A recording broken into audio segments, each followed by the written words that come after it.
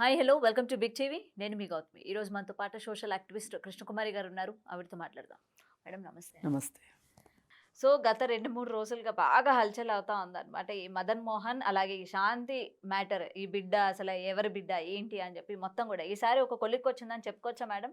అసలు ఇక్కడ హస్బెండ్ తప్పంటారా లేకపోతే వైఫ్ది తప్పంటారా? కొంతవరకు నాకు తెలిసినంత వరకు ఏంటంటే, అంటే శాంతి గారు ప్రెస్ మీట్ అయిపోయిన తర్వాత ఈవిడ తప్పు చేసింది, ఈమె అంటే అతను వేరే దేశంలో ఉండడం కావచ్చు, ఈమె ఇంకొకరితో ఇల్లీగల్ రిలేషన్‌షిప్ పెట్టుకోవడం కావచ్చు.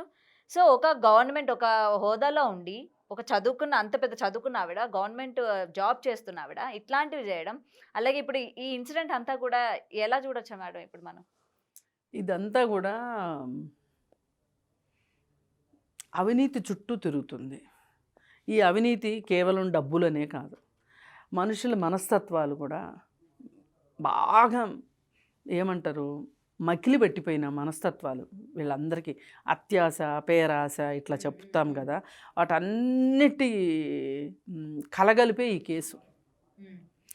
ఇప్పుడు అక్కడ జరిగింది ఏంటి, ఒక భార్య భర్త, వాళ్ళకి 2 పిల్లలు ఉన్నారు, ట్విన్స్ ఉన్నారు, ఇద్దరికి గవర్నమెంట్ ఉద్యోగాలు ఉన్నాయి. భర్తని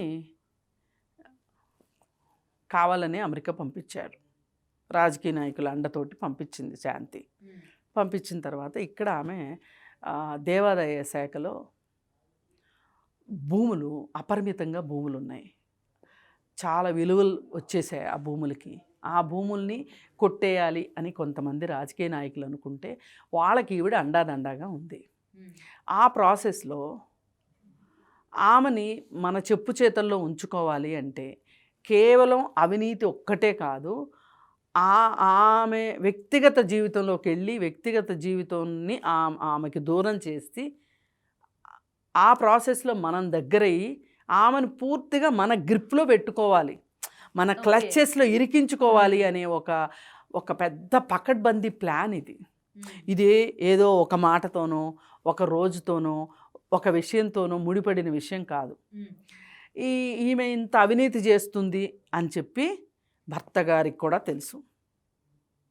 కాకపోతే ఆయన జీర్ణించుకోలేని విషయం ఏంటి అంటే, ఆవిడ ఎప్పుడైతే వేరొకరితో బిడ్డని కని ఈ బిడ్డకి నీకు సంబంధం లేదని చెప్పిందో అప్పుడు ఆయనకి ఒక విస్ఫోటనం జరిగి ఆయన రోడ్డు మీదకి వచ్చాడు. ఆయన రోడ్డు మీదకి రావటం వల్ల వీళ్ళందరూ కూడా రోడ్డు మీదకి వచ్చారు. ఈ సదరు మదన్ మోహన్కి ₹1,00,00,000 పెట్టి 1,50,00,000 పెట్టి భార్య ఇల్లు కొంటుంది అంటే ఎక్కడి నుంచో వస్తుండొచ్చు ఆ డబ్బులు? 1,50,00,000 అంటే ఈయన చాలా నీతిమంతుడని చెప్తున్నాడు కదా, అందుకని అంటున్నాను నేను. ఆమె అవినీతి పరురాలు, నేను చాలా పర్ఫెక్ట్ అని చెప్తున్నాడు. మరి నీకు ఆ మాత్రం తెలీదా? 1,50,00,000 పెట్టి ఇల్లు ఎట్లా వస్తుంది మీకు? నువ్వు అసలు విజయసాయిరెడ్డి ఇంటికి వెళ్ళి ₹1,00,00,000 1,60,00,000 క్యాష్ నువ్వు ఎందుకు తీసుకొచ్చావు అంటే నువ్వు అవినీతి పరుడివే, నువ్వేమి సచ్చీలుడు కాదు. నువ్వు ఇంకేం అథారిటీతో మాట్లాడతావు? ఇది స్టోరీ. మరి వీళ్ళిద్దరితోటి వీళ్ళ జీవితాలతోటి ఆడుకుని పూర్తి అవినీతిమయం చేసి పారేసి వాళ్ళు చాలా పబ్బాలు గడుపుకుని వీళ్ళకేదో ఎంగిలి మత్తుకులు విసిరారు సహకరించినందుకు కాను. ఇప్పుడు అందరూ బయటకు వచ్చారు. అది పుట్టదవితే పాములు బయటకు వచ్చినట్టు మంచో చెడో మదన్ మోహను ఈ మొత్తం పుట్టని తవ్వడం మొదలెడితే ఒక్కొక్క పాము బయటకు వచ్చినాయి. కాకపోతే బాధాకరమైన విషయం ఏంటి అంటే, మగవాడి శీలం గురించి ఏమీ మాట్లాడని ప్రబుద్ధులు ఆడవాళ్ళ శీలాల గురించే మాట్లాడతారు, ఆడవాళ్ళనే బాధ్యులను చేస్తారు. అసలు ఈ మొత్తానికి అసలు శాంతి ఎట్లా చేసింది? భర్తను అమెరికా ఎందుకు పంపించింది? సదరు రాజకీయ నాయకుడి ద్వారా, విజయసాయిరెడ్డి ద్వారా అంటారు తప్పితే ఆ అవినీతిలో భర్తకు కూడా భాగం ఉందని ఎవరు మాట్లాడట్లా. ఇదంతా పైగా ఇదంతా ఆయన ప్రెస్ మీట్ పెట్టి ప్రెస్ ముందు ఏడవడం, మొత్తం జనాలందరినీ కూడా ఆయన వైపు తిప్పుకుని ఆయన బాధితుడు అన్నట్లు. ఆయన మాత్రమే బాధితుడు కాదు, నేను చెప్పదలుచుకున్నది అది. ఈ మొత్తం ఎపిసోడ్లో ఆయన భాగం ఆయనకుంది, ఆయన భాగస్వామ్యం ఆయనకుంది. కానీ ఆయన ఈక్వేషన్స్ ఎక్కడో దెబ్బతిని మొత్తం బయట పెట్టాడు. ఈ బయట పెట్టిన ప్రాసెస్లో అందరూ పండగ చేసుకుంటున్నారు. ప్రతి ఛానలు ఇది ప్రసారం చేసేసి ఈ విషయం ద్వారా అందరూ చక్కగా హ్యాపీగా అసలు అక్కడ ఏం జరుగుతుంది, అసలు ఆమె నేను విడాకులు ఇచ్చానని చెప్తుంది, 2016లోనే విడాకులు ఇచ్చానని చెప్తుంది. కానీ వాళ్ళిద్దరు కలిసిన వీడియోలు, సీషోర్లో డాన్సులు అన్నీ కనిపిస్తానే ఉన్నాయి. ఎవరి చెవిలో పువ్వులు పెడదామని మీరు? ఇవన్నీ నాటకాలు. అసలు 2016లో వాళ్ళకి జరగలేదు. ఇప్పుడు 2016 అనే మాటను ఎందుకు తీసుకొచ్చారు అంటే, ఇప్పుడు విడాకులు అయిపోయినాయి కాబట్టి, ఆమె వేరే వాళ్ళని పెళ్లి చేసుకుంది కాబట్టి, ఆ బాబు పుట్టాడు కాబట్టి, ఆమెను ఒక లెజిటిమేట్ కండిషన్లో పెట్టాలి అనే ఉద్దేశంతో 2016ని బయటికి తీసుకొచ్చారు. ఒక చట్టబద్ధతను కల్పించాలి, ఆవిడ చేసిన పనికి ఒక చట్టబద్ధతను కల్పించాలి అని. కానీ 2016లో విడాకులు తీసుకొని 2019, 2020, 2021లో భర్త పక్కన డాన్సులు వేసి కేకులు కట్ చేసిన ఆవిడ 2016లో విడాకులు అనే మాట ఎందుకు వచ్చింది అసలు? అంటే ఎవరిని మాయ చేద్దామని ఇక్కడ ఇవన్నీ ఇలా ఉంటే ఈ 3 పిల్లలు బలైపోతున్నారు అక్కడ. దాని గురించి ఎవ్వరూ ఆలోచించట్లేదు. 3 పిల్లలు, ఆడపిల్లలు, వాళ్ళ మానసిక స్థాయి పరిస్థితి ఏంటి ఇప్పుడు? ఈ పుట్టిన బిడ్డ సంగతి ఏంటి? అసలు మదన్ మోహన్కి అసలు అడిగే హక్కే లేదు. ఆ బిడ్డకి తండ్రి ఎవరు అని అడిగే హక్కు లేదు. విడాకులు తీసుకున్నామని చెప్తున్నారు కదా, విడాకులు తీసుకున్నామని ఆవిడ చెప్తుంది. తీసుకోలేదని నువ్వు చెప్తున్నావు. నా బిడ్డ కాదని ఓ పక్కన నువ్వు చెప్తున్నావు. ఆమె గనక నీ బిడ్డే అంటే కాదని చెప్తావు నువ్వు. చెప్పకుండానే ఆమె చెప్పట్లేదు కదా, ఆమె నీ బిడ్డ అని అనట్లేదు కదా. ఇంక నీకు వచ్చిన నొప్పేంటి?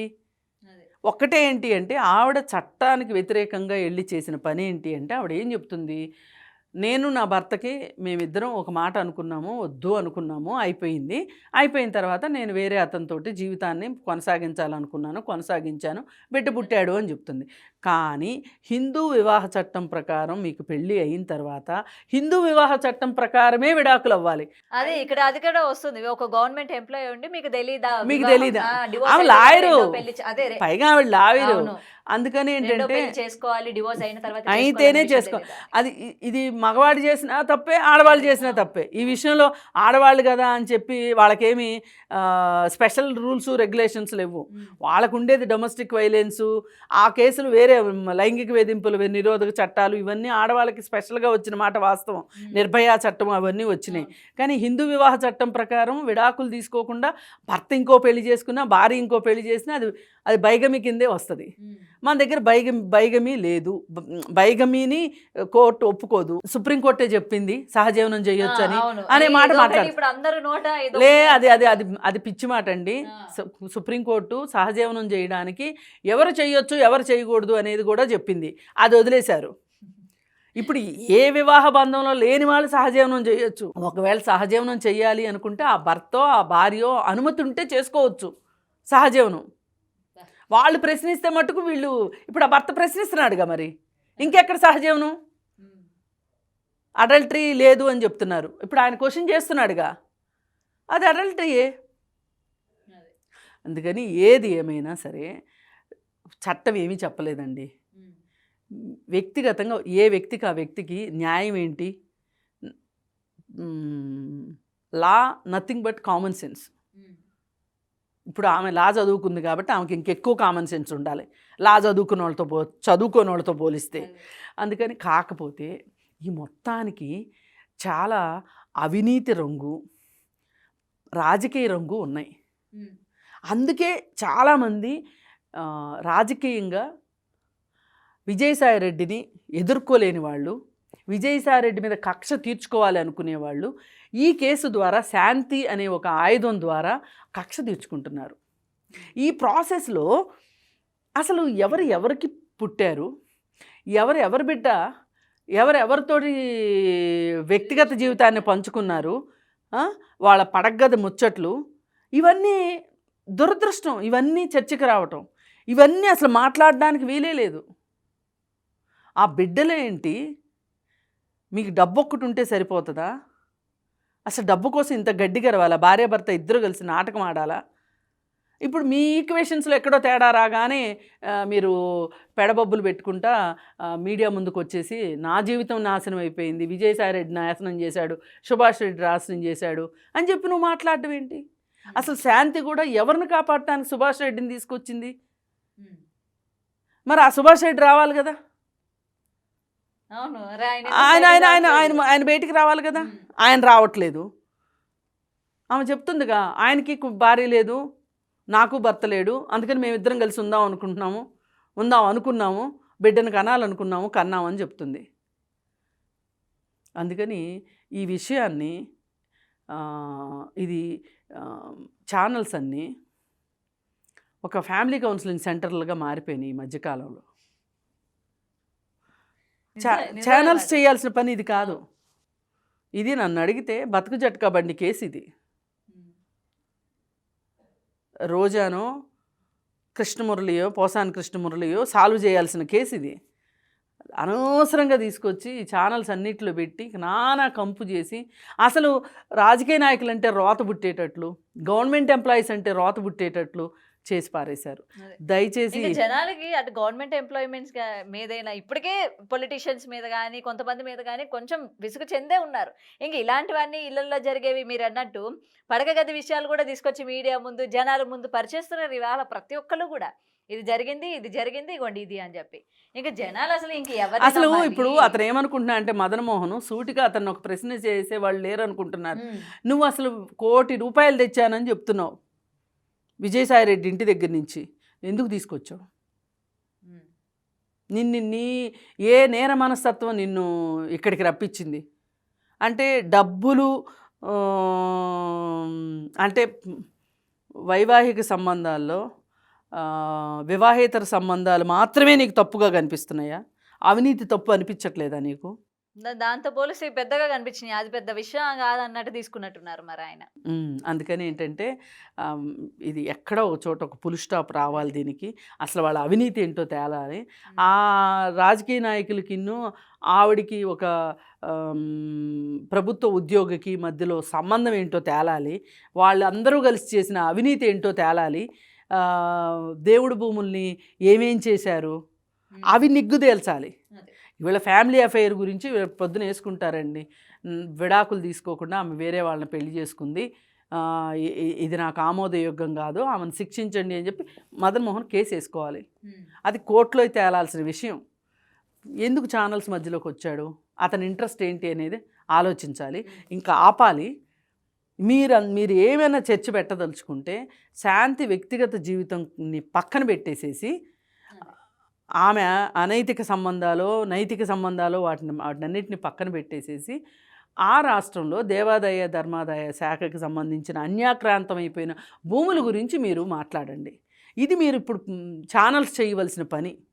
అంతేగాని మీకు విజయసాయి రెడ్డి మీద కక్ష పెట్టుకొని కోపం పెట్టుకొని మీరు ఈ వ్యవహారాలని ముందు పెట్టి, అంటే శాంతి భుజం మీద తుపాకీ పెట్టి విజయసాయి రెడ్డిని కాల్చాలనుకోవడం మట్టుకు నైతికత అయితే కాదు.